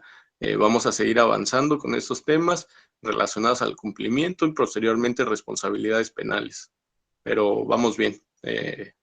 Espero les haya quedado claro. Si tienen alguna duda o para la siguiente clase, les voy a pedir que lean un balance general, busquen un balance general en internet y yo les voy a enseñar a desglosarlo. Solo traten de buscarlo, descargarlo y tengan la imagen para que se den una idea de cómo se tiene que leer. Yo se los voy a enseñar cómo leer un balance general, pero quiero que se vayan haciendo a la idea. ¿Ok? Sí, profe, muchas gracias. Sí, profe. Perfecto. Entonces Gracias, maestro. Pues no se les olvide, chicos, entonces se les queda. Recuerden que las clases del maestro Giovanni son más prácticas, ¿ok? Porque estos temas, pues, son más de que ustedes el maestro las vaya desarrollando, les vaya preguntando, y ustedes obviamente vayan contestando. No se les olvide que les dejo ahorita el balance, me dijo un balance general, ¿verdad, maestro? Sí, un balance general, que descarguen un balance general y yo les voy a enseñar a leerlo. Ok, perfecto. Gracias, maestro. Pues nos vemos el próximo jueves y viernes. Muchísimas gracias por todos sus conocimientos que nos dio. Perfecto, que estén muy bien. Hasta luego. Muy bonita noche, maestro. Hasta luego, chicos. Muy bonita luego. noche. En la Buenas noches. semana les Hasta luego. envían, Hasta luego, buenas noches. les envían el formato de la fotografía que necesitamos para empezar a tramitar sus diplomados, ¿ok? Por favor, el día lunes ya me confirmó la universidad que me envían el memorándum para que se los envíe yo al chat. ¿Ok? Muchas gracias. Bendiciones. Hasta luego. Hasta luego, profe, gracias.